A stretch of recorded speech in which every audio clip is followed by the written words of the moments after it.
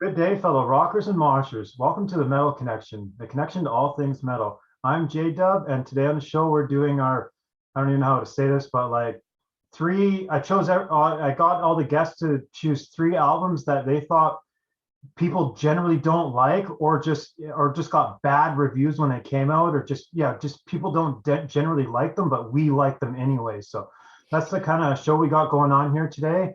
We'll get some introductions here. So right underneath we got Brian here, and Brian does run his own channel. He has Brian's Funhouse. I'll leave the link in the comment section there, and also check out his channel. But Brian, if you want to introduce yourself. Hi, my name is Brian. I'm from just outside of Chicago, and it's a pleasure to be on this show. Yeah, thanks for doing it.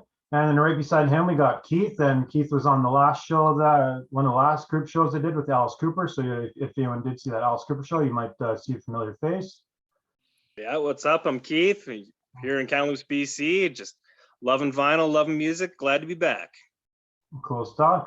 And then I'm sure anyone that does watch the channel has definitely seen this guy's face before. And right beside me, we got David here. If you want to introduce yourself.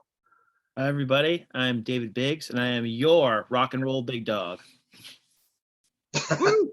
The Poncho Connection. Back with the poncho, baby. Wait, it's cold. Let me bundle back up over here. The show starts. All right, we're ready. The show starts. Cool. And yeah, maybe I'll just volunteer myself to go first, which is kind of unusual, just because we were having some audio issues before the show, so we've all been hanging around for an hour or so. But I'm gonna volunteer myself to go first, and yeah, again, I don't know how the best way to say this, but yeah, just 3 albums. We all chose 3 albums that just people generally do not like or got bad reviews. You know, one of the albums that I chose is this pirate metal band is very loved. Yes, you guys know where I'm going with this. This pirate metal band is hugely loved. People love the pirate metal band, but even the biggest Running Wild fans hate this album. Shadowmaker. Yeah. Yeah, what's this? So yeah, as you can see here, even the biggest Running Wild fans. I'm on a couple Running Wild fan groups on the Facebook pages, and I'll post a song or this album, and people are just like, no, I don't want to talk about it. I don't want to look at it. I want to listen to it. It's good. And I always love the song "Me and the Boys." Me and the boys are out to party. I love it. And yeah, even the Running Wild fans disregard this album. They don't like it. And it's a fun rock and roll album. It's not full on speed metal. I think what does turn people off is the first 2 songs are okay. Actually, the first song's good. The second song isn't that great, and then it kind of gives you a bad taste. But right after that second song, it totally kicks into a bunch of great songs. I pretty much like all the songs going back from track 3 all the way down. But yeah, I really love Me and the Boys, and then even the last song, Dracula, is cool. It's like a 7-8 minute song. But yeah, it's kind of weird that when someone is such a diehard of a group, they still won't even listen to it. So like Metallica, people don't like Low and Reload and Say to Anger, but yeah, Running Wild this is their one album that people, they don't even want to talk about it. They wish it didn't even exist, and I'm glad it exists because I like it. I think it's cool. I don't have a problem with it. I don't know if anyone here has heard that album or likes Running Wild, but that album to me was more of a I think it was supposed to be a Rolf solo record, right? From what I understand, then it just became morphed into a Running Wild album. From what I remember, I've listened to it a couple times, and I remember it just sounds like it's more of a hard rock thing. It's not the pirate speed metal we're used to. So if you're like really a fan of that kind of 80s style hard rock instead of the speed metal stuff, it could be up your alley. But I listened to it a couple times, and it's just not really my thing. Yeah, I think even for me, I'm such a big Running Wild fan, or like in general, and I get it when I'm a fan of band, I'm willing to accept almost anything they put out. So I'm kind of like that. I'm not just gonna be like, oh, that's crap and never listen to it, just throw in the garbage, wish it didn't exist. I'm glad it exists. I play it once in a while. It's good music that I can play on work and things like that. So I dig it. I'm glad it exists. It is unfortunate that like the die-hard Running Wild fans, even they don't like it. So it's one of those albums. And yeah, no, like I'll post like me and the boys in the Running Wild Facebook group, and people are like angry faces. They don't even want to talk about it. I'm like, come on, guys, it's not that bad.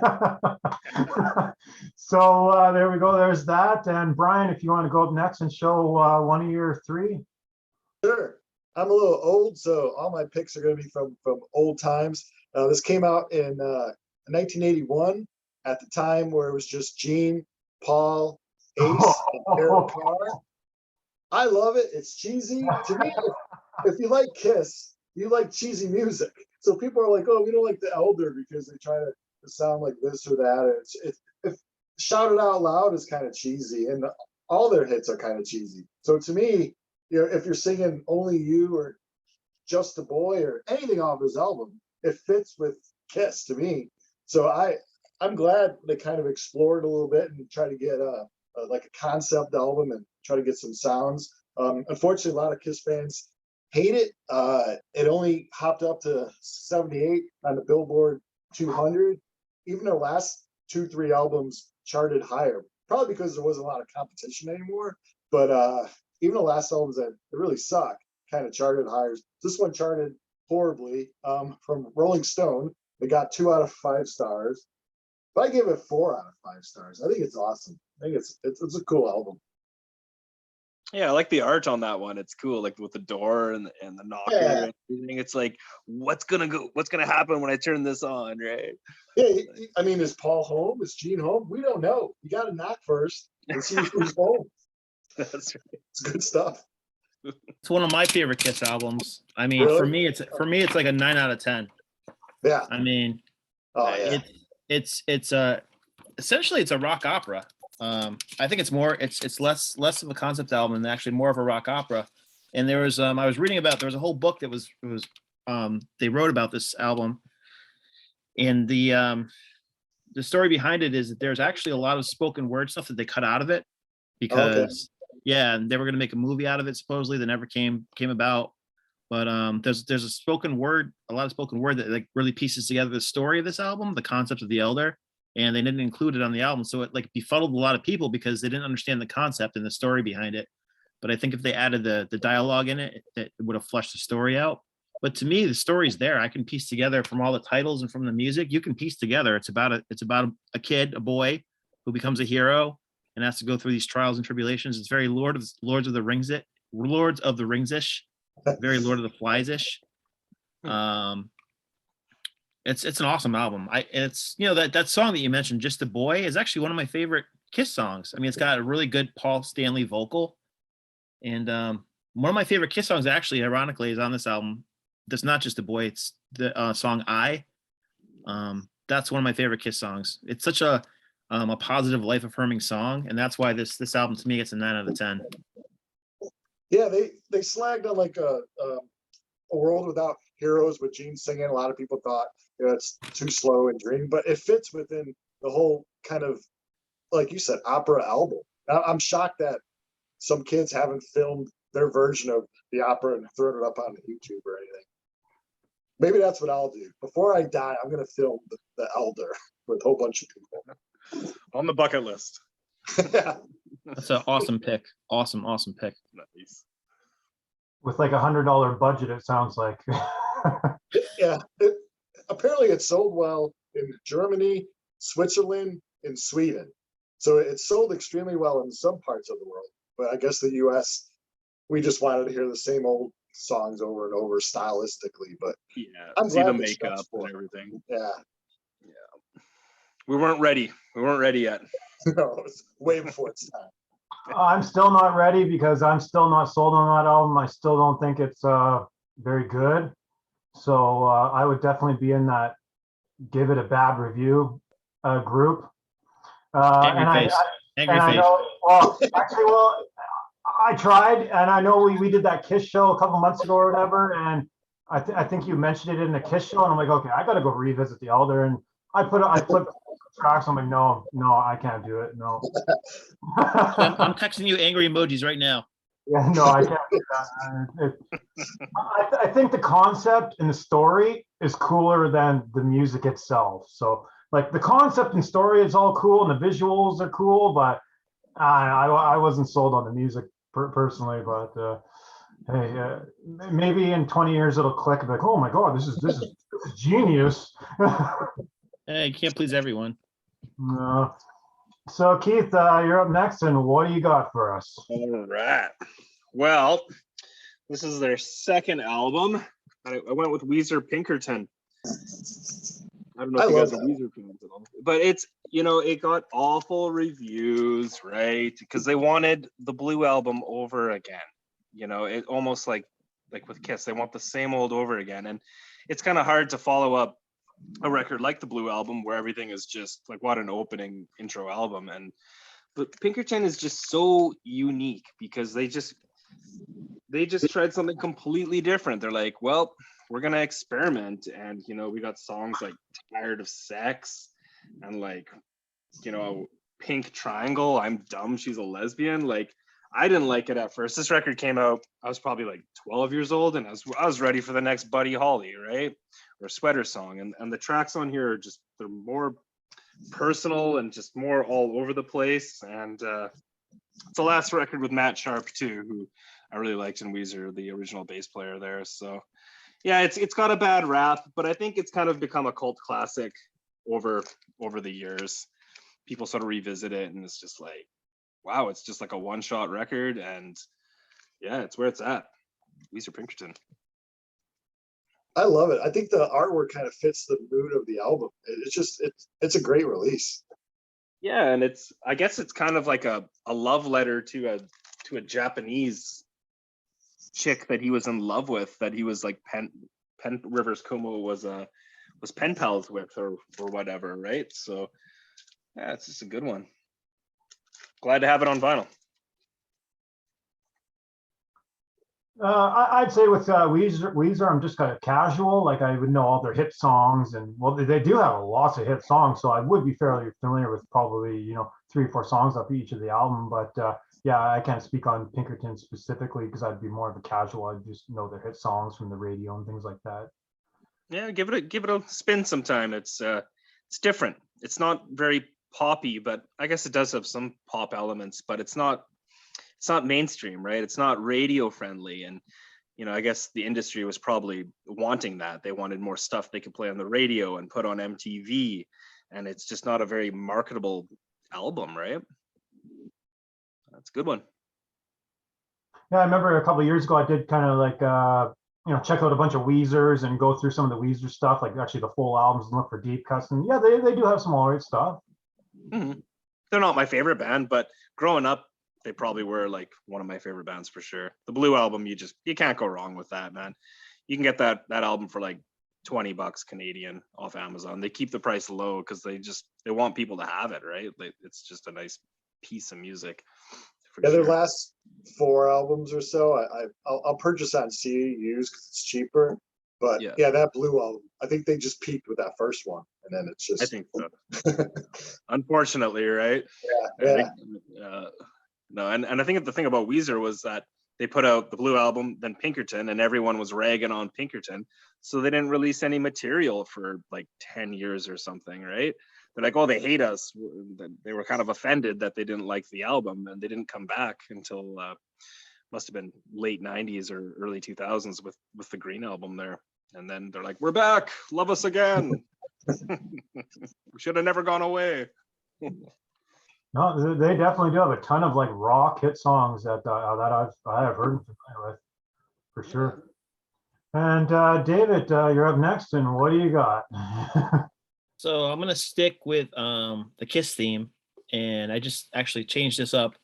And they released the 4 solo albums, and you might see where I'm going with this. I didn't pick the Peter Criss album because that one just sucks. Okay, that one really sucks.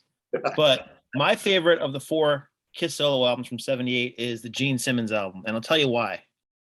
because number one, I love Gene. Number two, the songs are just awesome.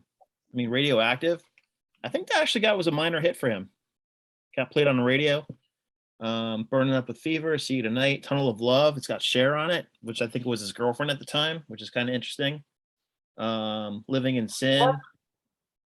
Like Cher. Yeah, that was his girlfriend around this time, Yeah. around 78. Yeah, Cher was his girlfriend, and she sang on a couple of these tracks. There I went love out with this. David Geffen too. Yeah, Weird. she's been with a lot of different guys. I mean, Cher was. I mean, Gene was with like a lot of different women. He was with Shannon Tweed, obviously now.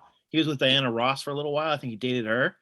Weird. So he's been all over the place. But this is my favorite of the solo albums. Everybody loves the Ace album. I mean, it's good, and it's really great to play guitar too. When I play guitar, I love all those easy riffs to play.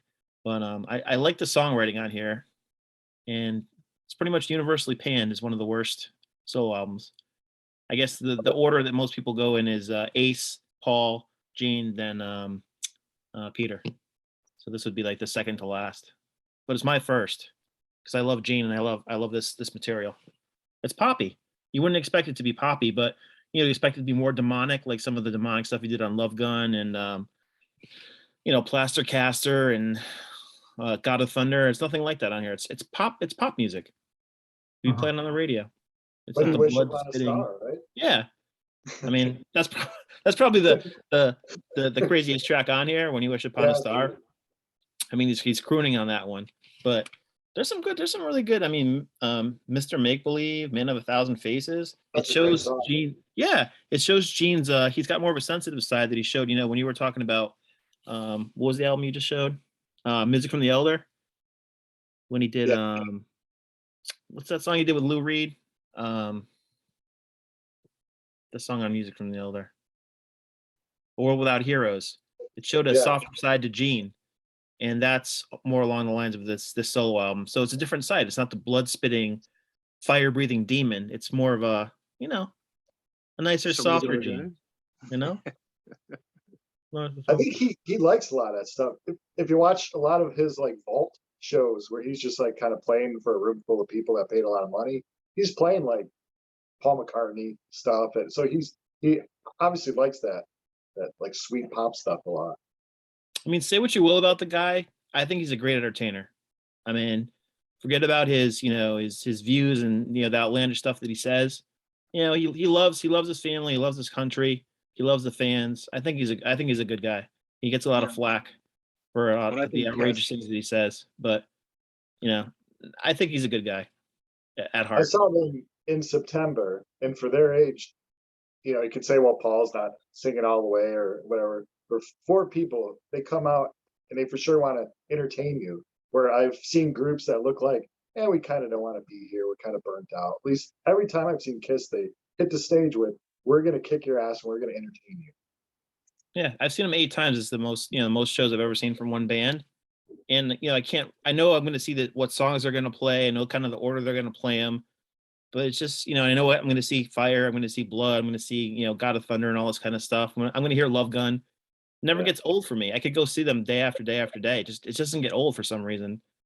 Probably because it's just such a spectacle. And there's the pageantry of it, which is what really rock music is about. It's like, the pageantry and just seeing something that's bigger than yourself and forgetting about all your problems for a couple hours, that's what rock music is.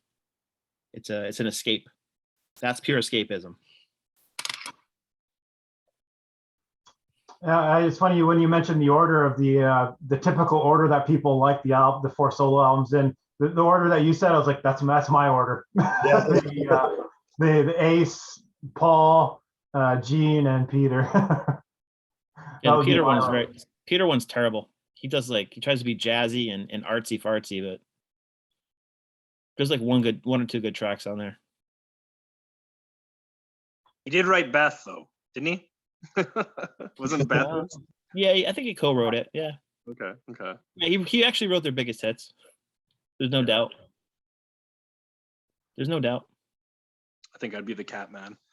The makeup is just, you got like the badass demon and the Starman, and you got like the kitty cat. Like he's got the shit ends of the stick, really. He's actually a really good songwriter. I saw him live in '95 or '96. His chops were good. It was a solo album, and I thought he was really good. I mean, that's just almost 30 years ago at this point, but yeah, now he's kind of old. Yeah, all our rockers are getting too old. Yeah. That's what's happening.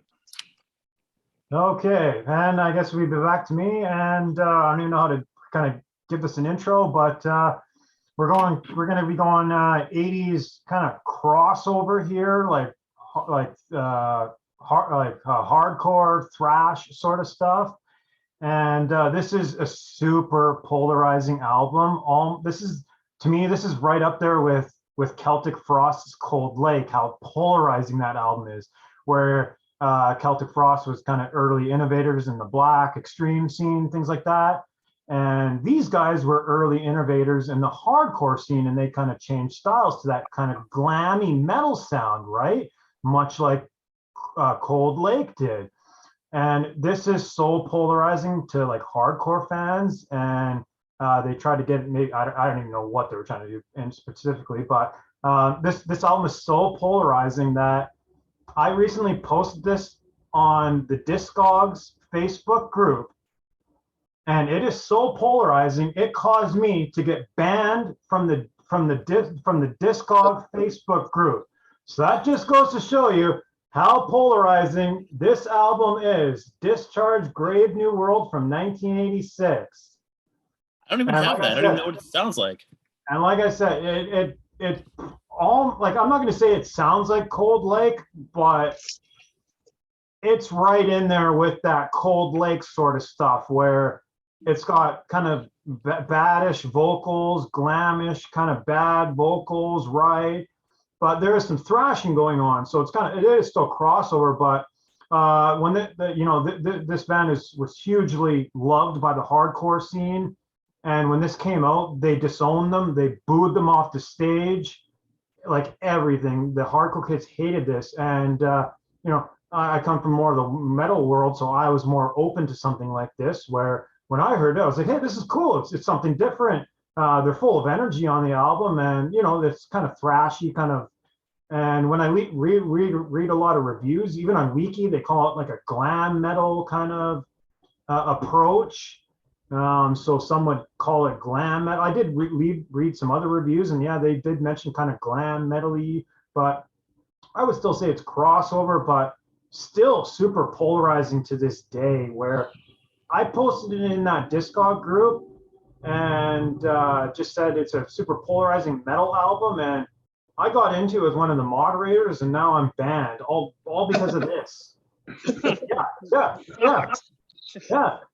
Like, and here we are, almost 40, 20 or 36 years later or whatever, and it's still just as polarizing as it was then as it is now. And yeah, I can't believe that it caused me to get banned from a group, all because I posted it, but that's what we're here for, because albums that people hate, this was one of them. And I did post it in one of the hardcore groups, and yeah, a lot of the guys hate it, but a lot of the guys, were young back then. They were of the age 16, 17. They wanted to rage, and when they come on stage, they're like, what's this? Boo, and they booed them off the stage. They'd go steal all the merch, and then the band would just be broke, and then they had to break up for 4 years and regather their finances. But Discharge did come back in 91, but they were out for 4 or 5 years because of this album. That's how hated it was. So yeah, Grave New World. And I'm sure anyone that's not familiar, even Davey's probably like, I'm kind of interested to know what it sounds like if you're saying it is that bad. But again, I don't think it's that bad. I will admit the vocals aren't like the greatest thing in the world, but that kind of adds the charm to it. There's these kind of terrible vocals with some weird kind of glam, crossover glam. Like it's something that's never been heard of, much like Cold Lake, where it's like black glam. Like, what is this? Very different stuff, right? So, for me, there's some charm aspect to it because was so different. And I played this, just like a week ago, and I did just play right before the show, and I was like, they were full of energy. Like they were buying what they were selling. Like they were feeling it. Like it sounds like they were feeling it. And that's almost good enough. Like if they were feeling it, I'm feeling it. And yeah, even on Wiki, I can't remember. It says something, but oh, they did an interview with the singer, and I guess the singer said he was listening to a lot of Led Zeppelin around that time, and it kind of influenced his vocal change and to like an old hardcore sound. He tried to do like a higher falsetto type of scream, and just very odd. It's very out there. It's very different. You know, there's some thrashing going on in the background, but yeah, very odd stuff. Still super polarizing. And yeah, you know, I'm not really sure if any of you three have heard it. That's fine if you haven't, but yeah, definitely an interesting album. Again, it's not my favorite album in the world, but I do like it. Oh I need to get it now. I want it now. yeah, yeah, yeah. It's definitely cool stuff. Sounds like And this. yeah, it's not the same, but it is similar. Like I'd say these two albums would go hand in hand. Like it's one of those things you either hate it or you love it sort of thing. So that's that. And Brian, you're up next. And yeah. My choice number 2 is a lot like my first choice, where it reached 78 was the highest it reached on a Billboard 200. It also sold well in Switzerland, Sweden, and Germany, and flopped here in the United States. It's also from an iconic hard rock heavy metal band. It was supposed to be a solo album, but the album company said, well, if we just release it as a solo album, it's not going to sell well, so let's call it Black Sabbath. Ah, It's got Glenn Hughes screaming and singing. To me, I just played it again last night. I think actually as a kid, this was probably my first Black Sabbath record. But as I just played it, and every song was great. I mean, Glenn Hughes sounds great. It's if you put it with the other, you know, Aussie, Black Sabbath, and all that stuff, yeah, it's not going to be the coolest album, but it's a great album. And I know a lot of Black Sabbath fans hate it, but I love it. it's a great album. I love it. And it's got Eric Singer, who's currently playing for Kiss, plays drums on it. So it's hand in hand with Kiss. Came out in '86, so I was 15 and happy. Yeah, I actually like Glenn Hughes' vocals on that, but I don't think he's a great fit for Sabbath in general. I don't see him singing War Pigs. It's very hard for me to imagine him because he's like the white soul singer. He's very funky. You know, hearing him sing War Pigs or even Iron Man. I mean, come on, it's difficult. With Rolling Stone gave The Elder 2 out of 5 stars. It also gave this 2 out of 5 stars. So apparently, if Rolling Stone says something is 2 stars, it's great. It's a great album. I've listened to it a lot.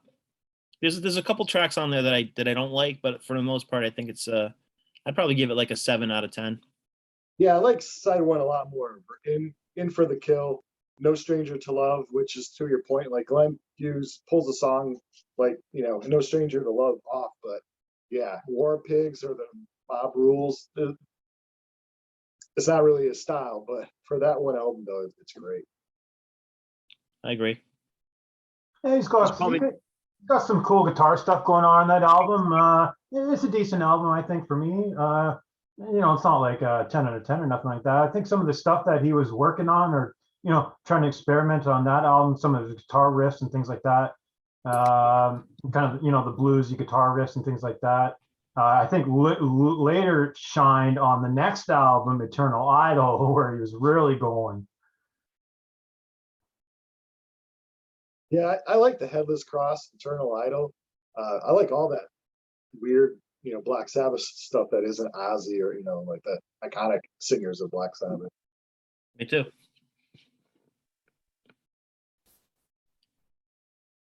Yeah. I was waiting for Keith to say something. I know right before I said something, he was going to chime in. I think it was probably just like the marketing, right? how it's just a picture of Tony on there and everything. It's right. You know, the album art, you know, Sabbath fans are just like, what's going on here? You know, like this is just like Tony. So like a lot of people probably identify it as more of like a solo record, of course, which it probably is more of, right? Compared to yeah, you know, like Paranoid or one of their bigger albums, of course, right? But the music's still good and that's all that matters. I think there's probably a whole hour-long story right behind just that whole era of that 80, 83, 84, 85, 86, 87 era. Just like there's so many stories of, the drugs and whether he was trying to do that as a solo album and the record label said, no, you have to put Black Sabbath on it. So they just made it, they forced Black Sabbath to be on the cover, like the name that says Tony Iommi. What does it say? Tony Iommi from, what does it say on the cover Black there? Sabbath featuring Tony Iommi. Yeah, Black Sabbath featuring. So it's like, I don't think he intended that, but they all forced that on him. So I'm sure there's like just whole deep stories behind that whole thing. It's interesting they throw Ozzy out because of the drugs, but yet the future of Black Sabbath after Ozzy is still going to have problems. He wasn't the problem. It's the group was cursed. Yeah, that's a good point too. Well, it's from what I've heard that Omi was pretty whacked out too, right around then. So, but I'm glad one of the best, because Blizzard of Oz is so awesome. So it's cool that we still have Black Sabbath and we had Ozzy. So it's all good. Yeah, right. The split happened, and we got a ton of great albums from the split anyway. So I love when that happens, when bands split, and we get two different projects, and all these great albums come from all that. So that's good stuff too. Yeah, and that's a perfect segue into my next pick. Actually, is it's kind of a newer record, but we got the latest from Blink-182 here, and they're one of those bands that guitar player Tom DeLonge left, and they got Matt Skiba from Alkaline Trio to cover. And I love both bands. I love Blink, I love Alkaline Trio. Say what you will, they're pop punk, whatever. I think they're great. But like it's that same sort of thing. I get two bands now, right?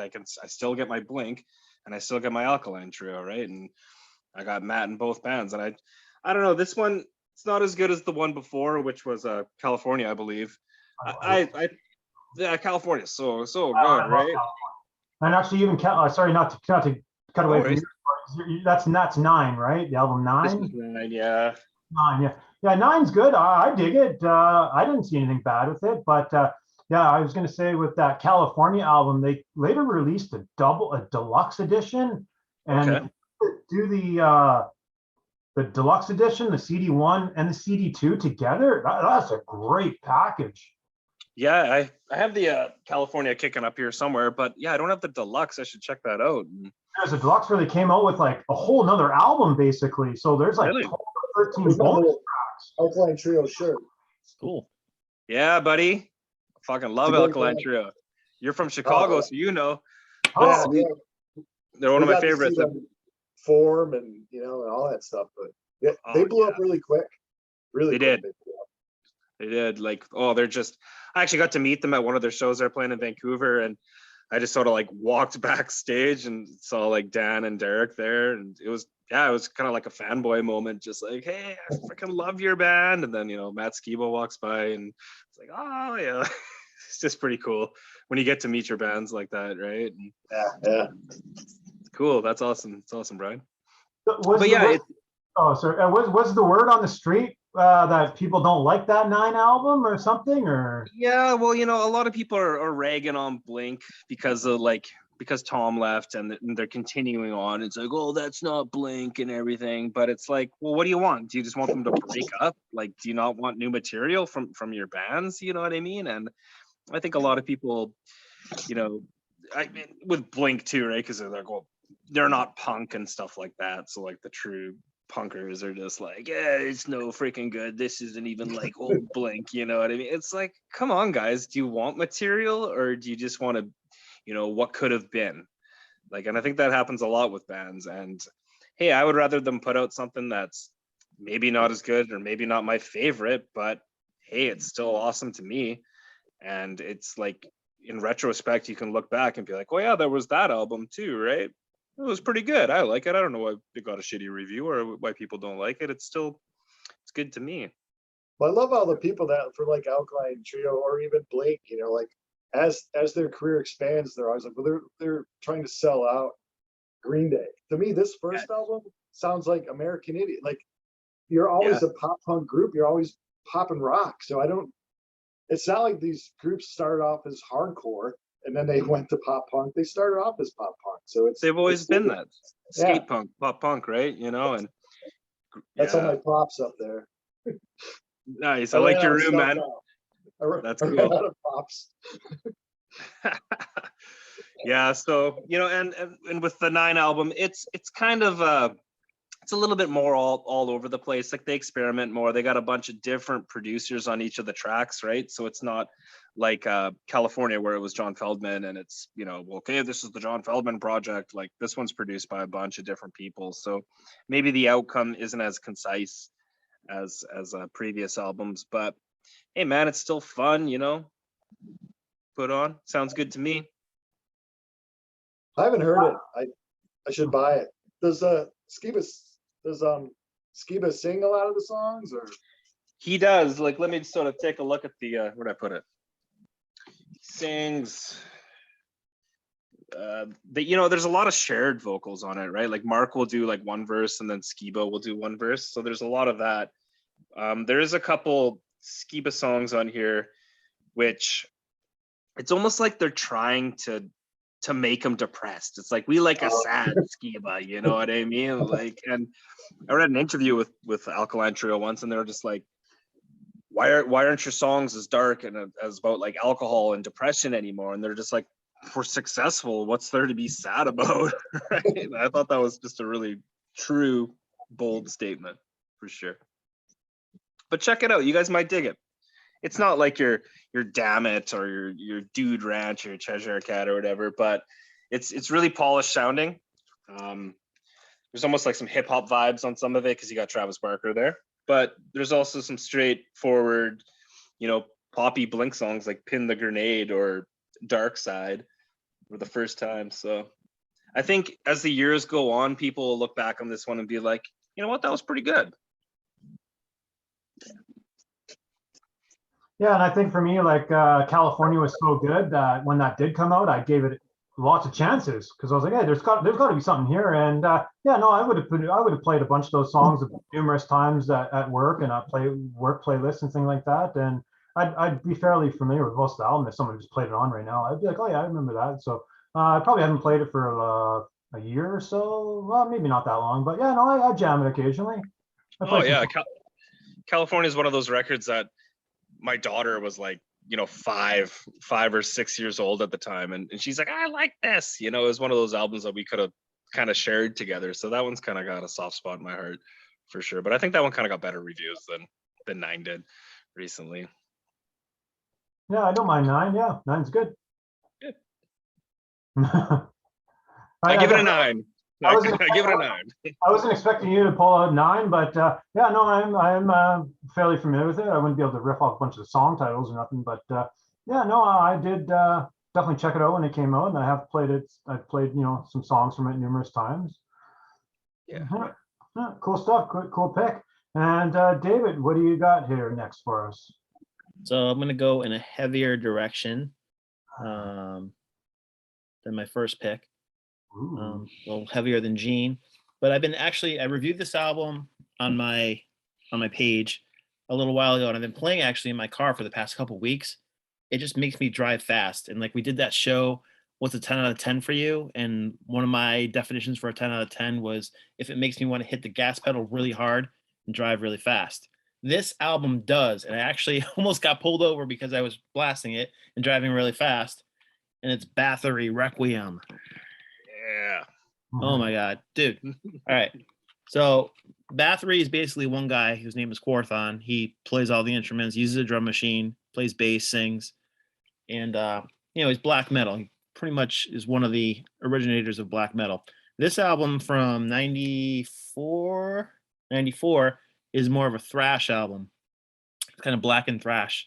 Very like, you know, war oriented. It's kind of a you see the goat on the cross there and fire. It's like, I bought this probably around mid 90s, actually maybe 95, a year after it came out. I saw it in Borders Books and Music. They don't have those stores anymore, but I saw it and I'm like, this is the most evil looking thing I've ever seen. Because I was looking for like, I was all into the Black Sabbath and Metallica. I'm like, I need something heavier. Yeah. And because, you know, the mid 90s was like grunge era, and I just wasn't intending that stuff. So I'm like, this thing looks evil. And when I got it home and I played it on my little boombox, I'm like, holy crap. I mean, you got the drum machine. It's like, sounds like it's at like 200 beats per minute. It's the fastest thrash I've ever heard in my life. I mean, the riffs are just awesome. And you put it in your car and just like, I was headbanging. I was driving home, I think it was yesterday, and I pulled up to it was a stoplight, and another car pulled up to me, and I was just headbanging to one of the tracks.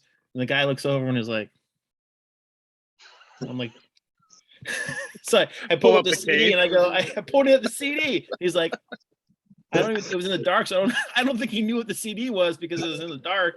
But he's like, I'm like, okay. So funny story. And then, I went to the record store today because today was one of my days off, and I actually found the vinyl of this. It's not a new one. I mean, it's not an old one. It's a repress. Never see any Bathory LPs in a store, or don't actually ever see any CDs in a store, in a bricks and mortar store. So when I saw this, I'm like, I gotta have this. I think they also had Octagon, but I don't really like Octagon that much. It was the follow-up album after this. But yeah, got some good record stores here. Like the Burning Goat on the back. I mean, how evil is that? The imagery for sure. So why did this one get a bad review or something, or the fans hate it? People, I actually went online and looked at the reviews, and what's that called? Encyclopedia Metallium or something. And everybody who reviewed it gave it horrible reviews. They said, it just doesn't sound like old school Bathory, and it's the sound is terrible, the production is really bad, but I don't really think there's any Bathory albums that have great production. I've been actually recently listening to them all in my car, driving back and forth, and they're not that great. The production isn't great, but it's black metal. It's not supposed to be, Kiss type production. It's not supposed to be, glam production. It's supposed to be a little rough around the edges. That's the nature of black metal. If I hear a really well produced black or death metal album, it's like, it's a little bit less authentic to me because they use that big budget production, which I don't really think it should have. So yeah, that's why I just love this album so much. I mean, the production is terrible. It's really bad, but it fits perfectly for the sound and the imagery. Yeah. The feeling's there, right? The feeling is there. It's authentic. And, the next album the follow-up album after this was actually very terrible. It's very similar in style, but the production's even worse, and the songs are just terrible. These songs, it's kind of a concept album about war and warfare and the atrocities of war. So, it's very different sounding to me. There's you hear a lot of bass. I mean, it's just the guy, he's croaking. It's a traditional black metal croak. He sounds like he's dying. So not for everybody, but is it an American dude or? No, he's from Sweden. Sweden. Yeah, I think his real name is Tomas Forsberg or something like that. He actually passed away, I think, in 2004. He had heart issues, so he's not around anymore. But his body of work with Bathory is just widely regarded by a lot of people in extreme music. A lot of bands quote this band as an inspiration for a lot of stuff, like Dark Throne and I don't know, maybe Marduk and I don't know, name some other black metal bands. They probably kind of all know who Bathory is, what this band is about. It was basically just one guy. He really never really had other musicians in the band. I think some of them were just like fake names that he just put on there, so it seemed like it was a band. And I don't think they ever really. Friends. Yeah, friends. they never really played live, though. Yeah. Yeah, I know for me that a couple of years ago that CD popped up used for me, and I could have bought it for, I don't remember the price, but anyway, it popped up used. So I kept re-listening to it over and over, trying to like force myself, like, okay, I got to buy it, but I have to like it before I buy it. And it is extreme metal, like it is, black thrash, that sort of thing.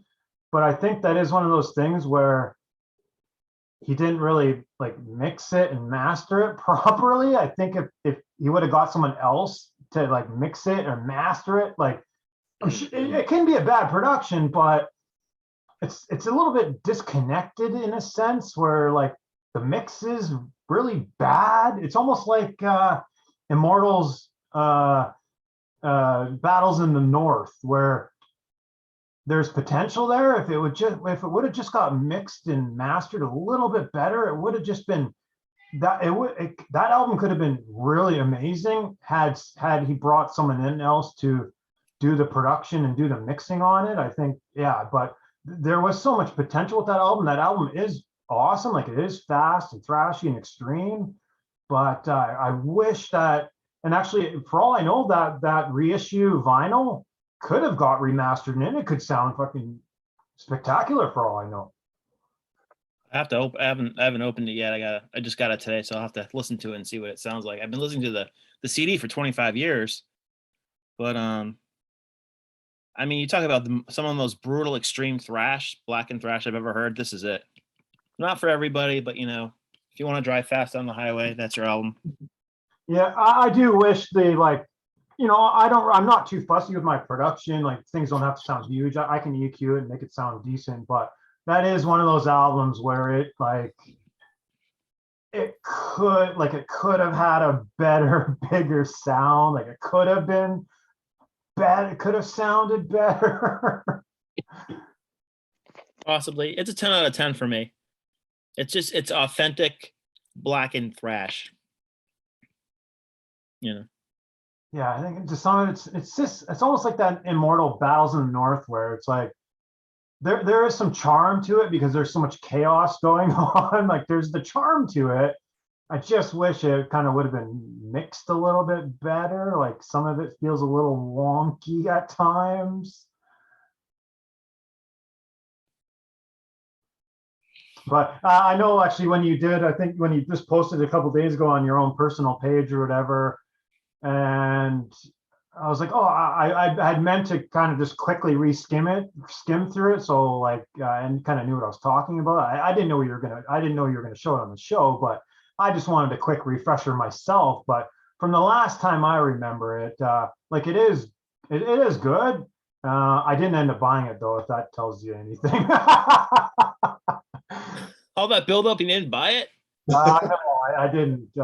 But I did listen to it over and over. I'm like, okay, I gotta force myself to like it here. But you know, it is good. I'm not gonna say it's bad or nothing, but I definitely do wish the mixing, mastering sort of thing was better. But it's Black Thrash. If that's the way he wanted it to sound, then it's up to him. He's the boss of his own music, so. And cool, I guess I'll go up next, and I'm saving my juicy one for last. This is a band you probably all know. I don't even know if any of you have actually heard it, even though you've all heard the name Clash. So, you know, obviously Clash comes out and puts out some iconic records, and then they do the double disc Sanandista, which they were kind of starting to get experimental. But I still think people were somewhat on board at Sanandista. I don't know if I'm saying that, Sandistia. But then Cut the Crap comes out in 1985, and they start experimenting with the kind of the new wave sounds that was coming out, the new wave synth sounds and that, you know, keyboard stuff. So he kind of starts experimenting with that and kind of mixing it with some, is, you know, anthemic punk anthems mixed with some of the new wave synthy stuff that was going on, and I think it's a great mix between the two. I think there's a ton of cool anthems on this album, and actually, I'm just realizing now I didn't even do much research before it, but I just know from previous time when I did look into the album that they were playing a lot of these songs live before they even went to record it. So when they went to record it, he kind of knew what he was going to do with the songs, but I guess some of the producer was in his ear saying, hey, you got to do some of this new wave synthy stuff. So they incorporated, there was some intermingling kind of fighting going on between the producer and the main guy there, slipping my mind. But yeah, Cut the Crap is good. Yeah, I don't have a problem with it. I know people just hate it, and I think there's some killer anthems. Oh, cool, you have it, dope. And you know, like, I think the first 2-3 songs are great. There is a couple not so great songs on there. I'm not going to say this whole album is great, but I'd say I probably like 10 out of the 12 songs. So there's a couple skippers on there for me, but in general, I think this album is fine. It's great. I play it, and there's some charm to it. Anytime someone hates an album, I almost like it a little bit more because I'm like, everyone hates it. I like it, but that's not just the reason. I think it is cool. I don't mind some new wave synthy stuff. I don't mind like Gary Newman and Nine Inch Nails and kind of anything in between. So that's exactly what's going on here. We got some punk new wave stuff, and I don't have a problem. There's some killer anthems, but I'd say the big anthem on this one is "We Are the Clash." Just "We Are the Clash" is just an anthem, but there's a lot of anthems on here. I think people just didn't give it the time of the day because they wanted that old 70s punk, kind of more of a, faster stuff going on, even though Clash was never really that band. They were really only that band on the on London Calling, really, and then ever since London Calling, they kind of slow it up and become much more kind of, I don't know, jazzy punk, not in a way, sort of thing. I don't even know if that's the proper way, but yeah, I don't know if anyone's ever, if anyone's got to chime in on that. I don't know if anyone's familiar with it, but I had Yeah, it like on vinyl, but I sold it back to the store. oh, so you didn't like it? You heard it? You're like, no, I'm not giving that stuff. Well, you got to revisit. You got to revisit. Hey, you're older now, and from when from when you sold it, maybe it's time to revisit it. It's on Yeah, my list. It's currently number 800 on my list to revisit. yeah, they lost Mick, the other guitar player, another vocalist on that album too. I think they kicked him out of the band, and it became more of the Joe Strummer show, I think, at that point with the Clash, which is kind of unfortunate. But you think Clash, you think Joe Strummer, really, like he was the front man. He was the one, with the vision of the Clash for sure. And I think just sort of ego and maybe drugs just was sort of the downfall of the Clash. But it is a unique album for sure. It's worth a listen. Like Movers and Shakers, like it's just, I don't know, it's poppy. It's kind of cool, right? And yeah, it's kind of a shame it was their last album. I think it would have been nice to have like a really good swan song to the Clash, but I guess they just got too big for their bridges, and it was just time to break up after this one. Yeah, I got the single here too. This is England. Oh, I got this cool. locally. Yeah. I actually got this from a guy that used to live like just a block away from me, right? He inherited his uncle's record collection, and this was in here, and I knew it wasn't one of their best ones, but I had to have it. They also had, was it the first Clash album? It's like a UK press too. It's an import, so it's pretty neat, honorable to have that one in the collection for sure. But I love all their material. Clash, great, one of my favorites. Yeah, like for me, when I go into the Clash, I don't like expect them to be this super aggressive punk hardcore band. They never really were that. Maybe on London Calling, they had some of those songs, but they never really were that. Like from all the albums after it, and even going into Sanadista, you could kind of see where it was headed basically with this album. So I didn't have a problem with it. Like, if people want to compare them to like Ramones or Sex Pistols, Ramones always had more of a faster edge to them, and the Clash was always a little more laid back. Joe Strummer was a little more like I don't know, like not jazzy, but like dub or like reggae almost, right? Like I think they liked reggae. They were influenced by the reggae sound quite a bit. Yeah, they were never that super hardcore aggressive band. So I don't have a problem with this, but maybe other people have these expectations like they are this super aggressive, fast punk band, but I don't think they ever really were. Well, they might have been for that one album, but in general, I don't think of them like that. I always think of that he was more open to doing different stuff all the time.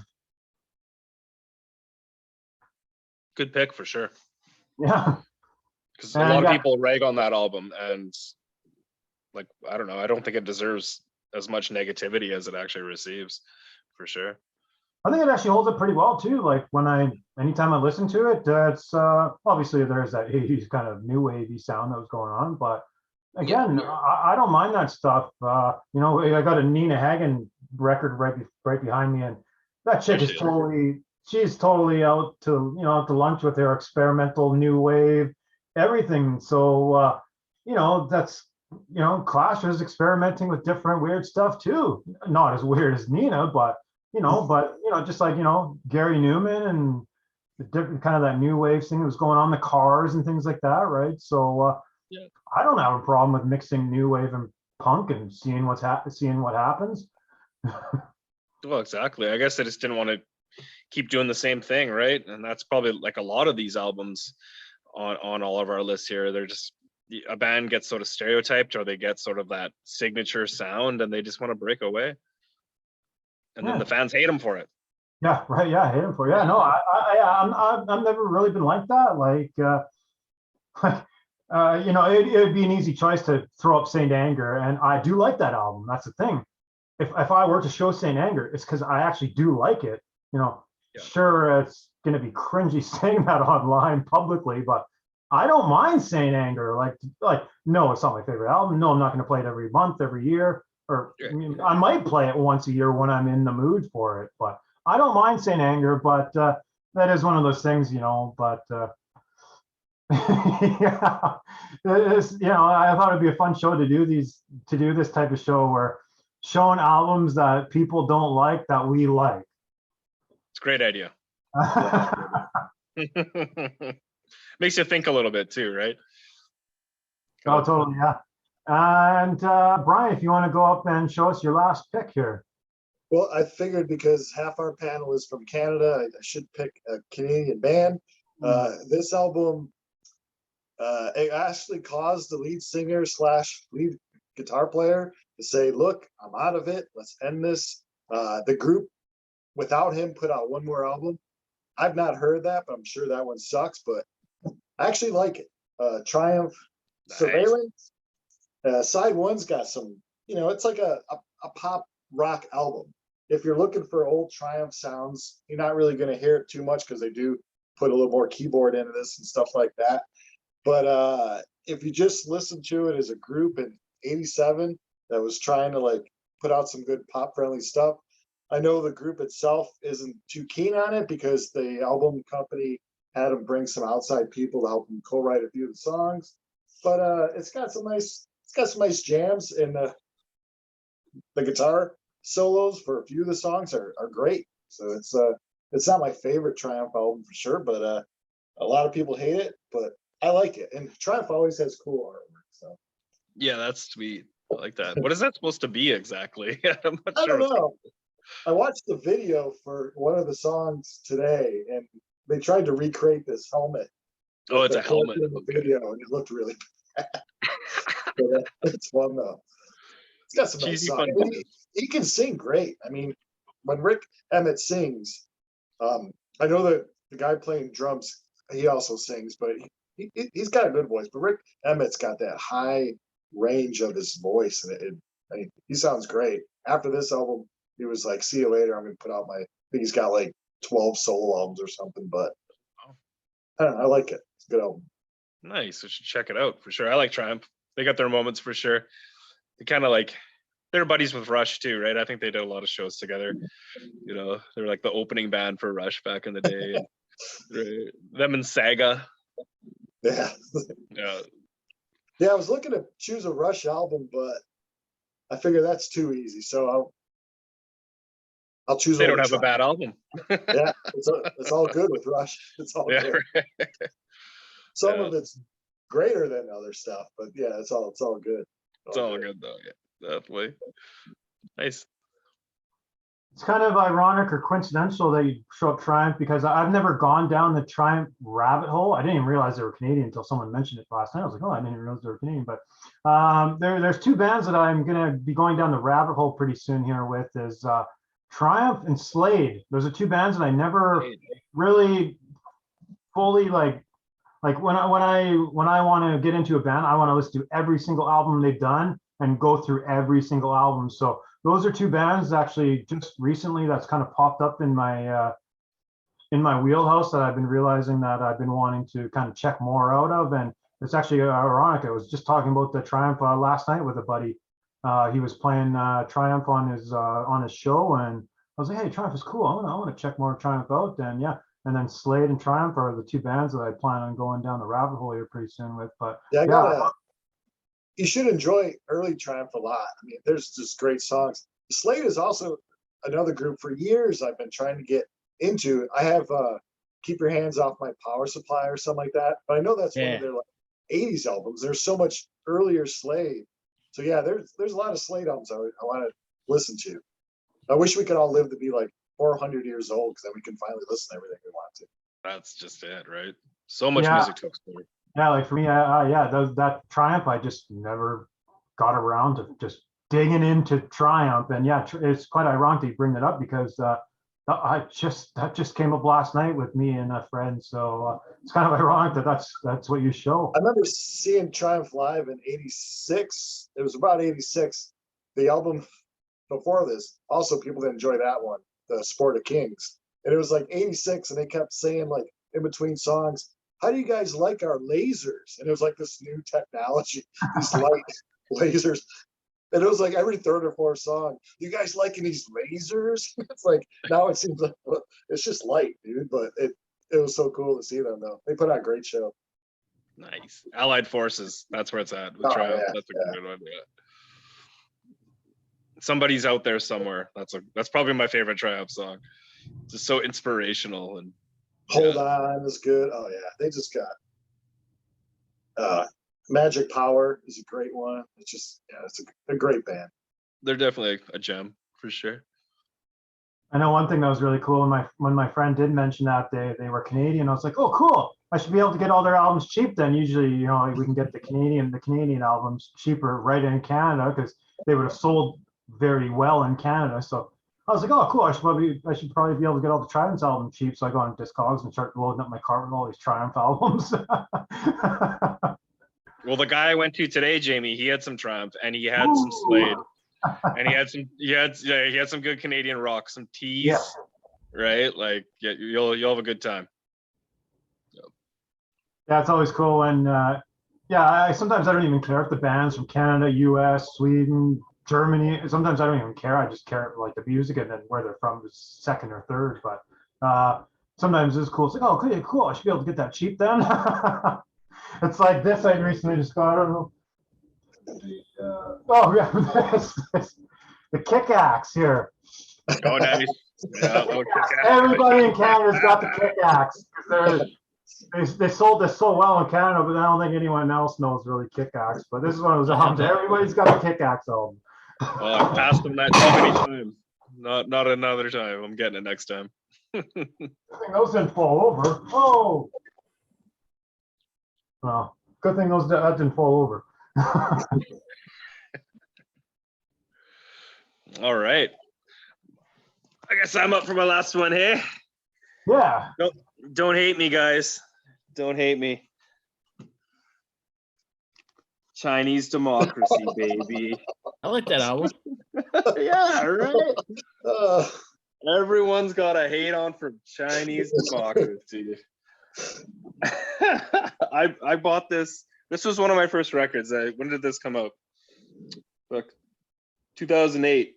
So yeah, this one of my first records, bought brand new. And so much hype behind Chinese Democracy, right? Like, when's it coming out? What's it gonna sound like? Who's playing on it?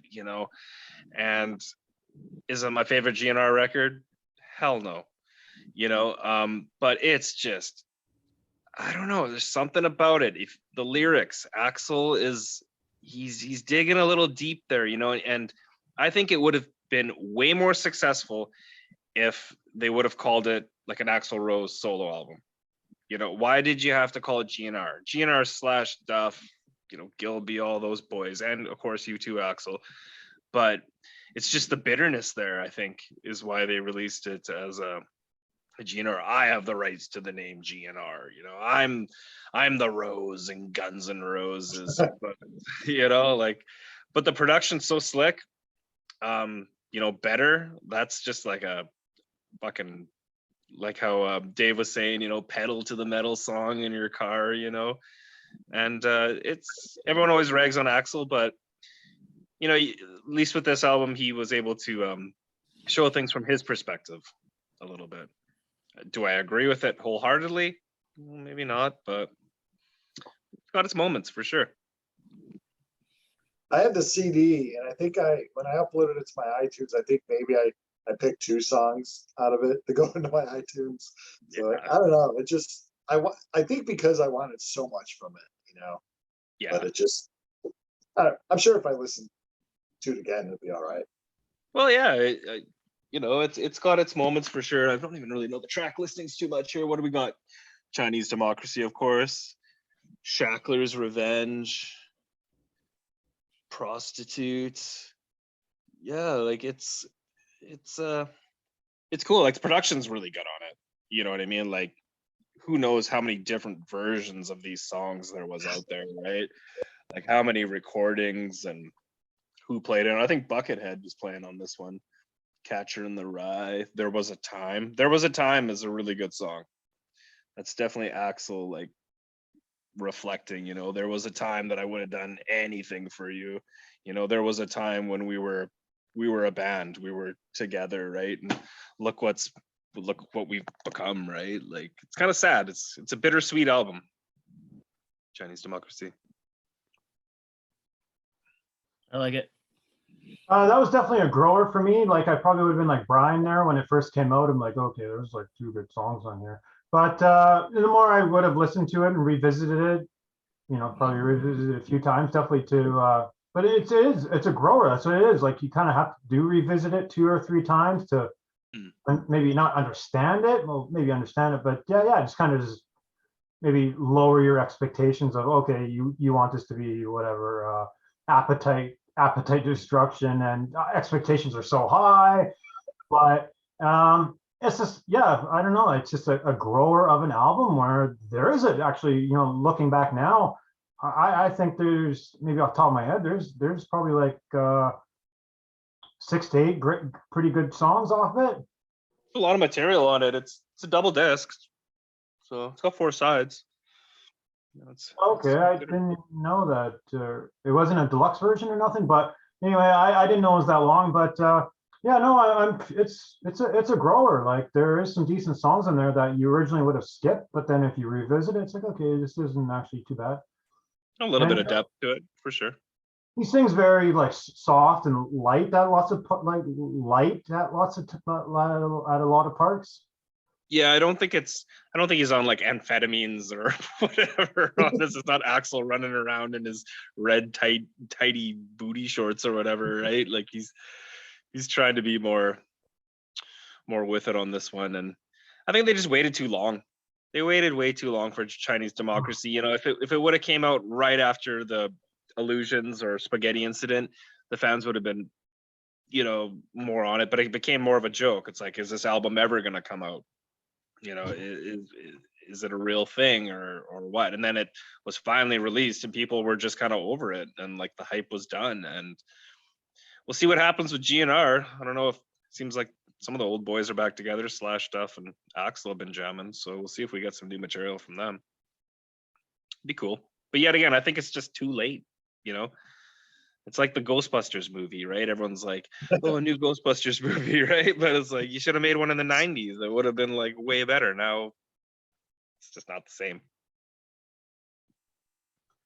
Bittersweet. Yeah, definitely. He probably should have just not been so fussy, put it out in 95, 96, or 98 even. And he could have put out a bunch of more albums after, instead of just sitting on that for so long and obsessing about it for so long. But totally. And then everyone's got such high hopes, right? It's like, well, if it's taken this long to put out, it must be like this amazing album. And then it comes out and it's just like an album, and people are just like, ah, well, you suck, Axl. You and your shorts both suck. You and your booty shorts, Axl. Get off the stage. yeah, it's a grower.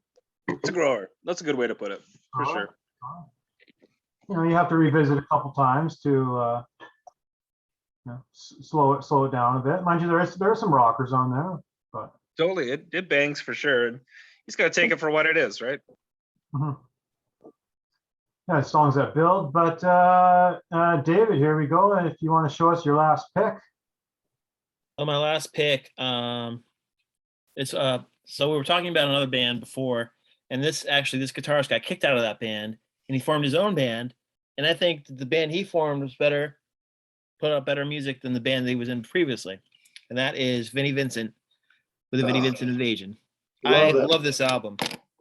The reason why I love it is because Vinnie shreds. He's a gratuitous shredder, and I think this is one of my favorite shred albums of all time. So good. I love all the songs. I love the singing on it. Got Robert Fleischman. He's awesome. Guys, hey, oh shit! Talk about hair metal, hey? Yeah, that is hair metal. I love the one with Slaughter on it too. And look what I just got recently. Oh, David. Yeah, look what I just got, the Warrior 2 here demos sort of thing. Yeah, that thing's awesome. So I mean, Vinny just shreds. I mean, just talk about gratuitous shredding. This is your guy. He's probably one of my favorite guitarists. And I guess he reemerged a couple years ago, and then as quickly as he emerged, he went back into hiding. I guess he was going to put on shows or something, and then COVID hit, and then he just disappeared again. I mean, he's a very strange character. He's actually, they kicked him out of the band because he wouldn't sign a contract, I guess, some kind of contract with the band, and he's kind of a loose cannon. He's, I guess, kind of a strange guy, but excellent musician, good songwriter, obviously outstanding guitarist, and he's one of my favorite guitarists, but it seems like a very troubled guy. And there's one of the guys, Dana Strum from Slaughter, and that's Bobby Rock, who actually went on to play with Nelson. He was actually in Nelson, which is kind of funny. Yeah, and there's Vinny. Obviously, he was on Creatures of the Night and Lick It Up, and then he was gone. So I don't think this record gets a lot of positive reviews.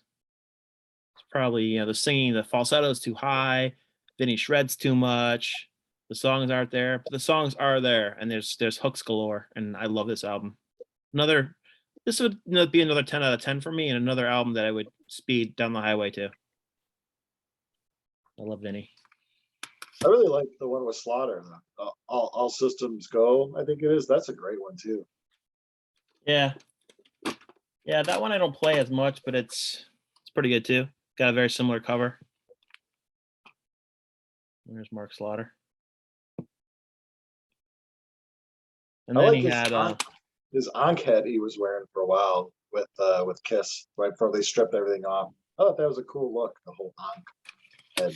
And then he was going to put out another album, I guess, with Fleischman back, the original singer, but we only got an EP. It's called Euphoria, and there are some really good songs on there. He uses a drum machine on this album, which kind of stinks, but it's Vinny circa 1995, 96 with this classic double V guitar.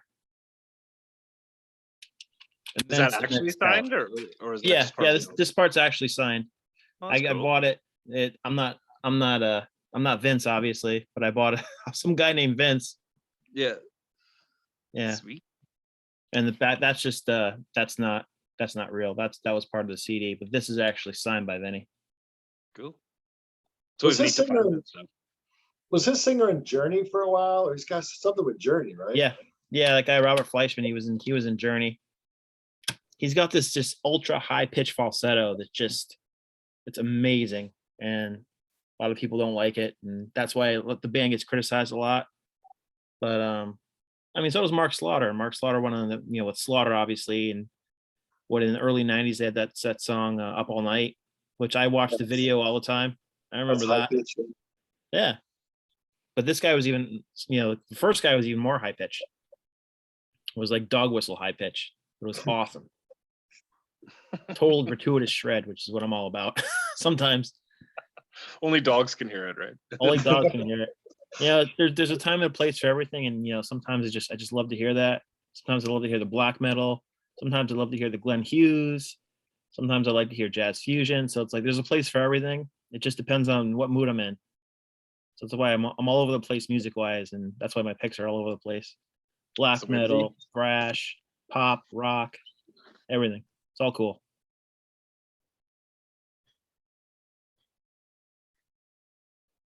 Yeah, I'm not super familiar with that. I've been waiting until I actually own it before I get into it.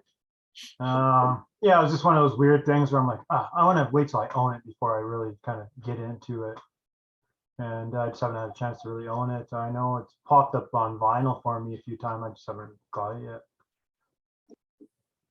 Well, I know. Well, I know I was going to get it on vinyl a couple weeks ago, but the condition wasn't very good, so I was waiting for a better one.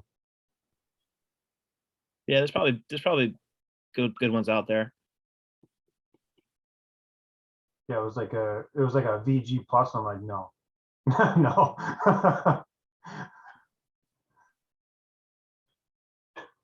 Yeah, cool stuff. There we go. Looks like we got our show there. I don't know. I know. I will reveal one. I was thinking about picking. I was thinking about swapping out something and choosing Van Halen Balance. I didn't because I actually seen. Well, regardless, I know people don't really like Balance. It actually went #1 anyway. It went #1 on the charts, and Keith was saying when I mentioned it before the show, I was, hey, I was thinking about picking Balance. He's like, people probably just bought it just based off the name. What would happen? But I don't know if anyone had any kind of honorable mentions that they were thinking about picking and maybe didn't, but or we could just end her off there. But I was thinking about picking this. Oh yeah, that's a great one. Trashed. Oh my God, Ian Gillan and Black Sabbath. I mean, who would have ever thought? What do they call it? Deep Sabbath or something? I mean, this guy Ian Gillan, he can wail. I mean, the dude can wail. These songs are awesome. That's a great record. I mean, I know that the production is really bad, and Tony Iommi's guitar sounds like a vacuum cleaner, but I think that's part of the charm of the album. This is the double disc version with some demo stuff and some live stuff from '85. I play this album a lot. Sweet Really cover. awesome. I love that. I mean, I even don't mind the cover. I know everybody seriously laughs at the cover, but it's like, it's kind of one of those faux demonic things. Yeah. Yeah, it's just like, it's a joke. They weren't being serious. It makes sense, right? Born Yeah. again. You got a demon baby, right? Demon baby. I was thinking about going with some Raven. This album got panned. It's they kind of went glam. And then I think they came out with this, and then I'm not sure if the one that you had behind you, The Pack is Back, I'm not sure if that came out first or I think that one did, and then this one. yeah, the pack is back is 86. So yeah, I think Stay Hard's 85. This is actually this says 87, but those two albums were at that people didn't like them because it didn't sound like the new wave of British heavy metal. It sounded like Raven was going glam, which they did, and I thought it was awesome. I mean, look at these guys; they're crazy. I still think, even though they did go through a little kind of glammy phase, if people would say that, I still think there's still like a speed aspect to them, regardless. Just like the way the singer delivers his vocals and the drum beats, I still think they're faster. It's not really. I guess there sure was some more accessible glammy songs on some of them, yeah. But I love Raven, so there is no bad Raven album for me. Not seeing one single bad Raven album. This album gets a lot of heat. Ironically, Eat the Heat. Right. I still haven't gotten around to listening to that. It was at the time the only album without Udo. I mean, now they've got Mark Tonillo in there, but I mean, I love this album. It's glam except it's heavy. It's a great album. That singer David Reese, he can screech. He's awesome. That's good stuff. And then an obvious choice that I was gonna pick, but then I thought was too obvious, was one of my favorite albums of all time, Cold Lake. So I did mention it when I was talking about my discharge because I was like, oh, maybe David might pick it, so maybe I could probably bring it up, and then maybe he might talk about it later. But I really feel like that discharge, Grave New World, and Cold Lake kind of just goes hand in hand. I'm Although gonna go search for that. musically, it's a little bit different, but vocally and just the whole vibe, the vibes are very similar. Yeah. That's what Celtic Frost turned into. Glam band. I've been looking for that for years, and I still can't get a decent price on that thing. Yeah, it'll never get reissued apparently because Tom hates it. He's trying to bury it. He's trying to make sure it bury it. never comes up. That's funny. I would love to hear the demos from this. Oh my god, I would die. Demos must be hilarious. It could have been heavier. Who knows? I don't know. It's actually a great CD to play guitar to too. I learned a lot of riffs off that album. Mm-hmm. Yeah, cool stuff. There we go. We got our show. For anybody who's watching, or for watching later when I upload it, thanks for watching. Thanks for all the guests for coming on here and showing up and making your picks in advance and being prepared and things like that. So thanks for all the guests. And I guess we'll sign off and get out of here and say our goodbyes and things like that. So subscribe, mosh, and see you later. And check out Brian's channel, Brian's Funhouse. I'll link that in the bottom. And yeah, actually, I meant to bring this up earlier. Is he just posted a cool video a couple days ago. He did his Metallica and Aussie concert review from 1986. I ended up checking that out. I got into it there for 20 minutes or however long it was. But that was a cool concert review. Yeah, that was a good show. It was one of the shows that the opening band had more power behind it and more people interested to see them than Aussie, who's iconic, but people were there to see Metallica. Nice. I thought it was funny later on when you in your review and you're like, I could have sworn he only played about half his set, but set list says he played his whole set, but I don't remember that. Yeah. But sometimes it does happen when you're at concerts and it's like, it felt short. It felt like he didn't play as long, but then later you find out and someone says he did play the full length, but whose word do you take, your own brain or someone else's? I don't know, right? So I thought that was funny, but anyway, cool stuff. And yeah, all right, see you later. Peace, guys.